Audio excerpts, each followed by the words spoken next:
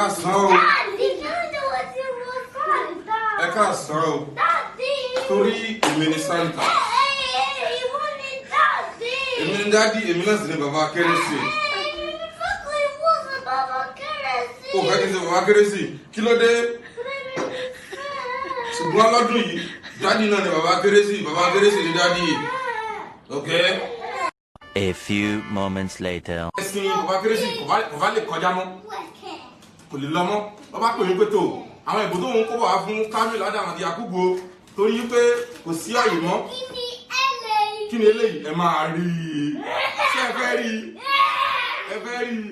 Ṣé àkúrò ẹ fẹ́ rí i? Àkejì? Màá ṣàlàyé fún ẹ. Sọ fẹ́ rí ẹ̀fọn ọ̀fẹ́ rí ẹ̀rù. Ọbẹ̀ wo?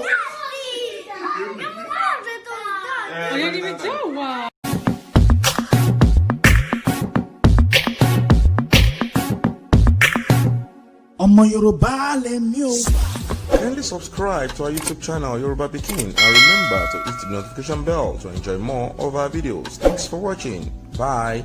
Odabo.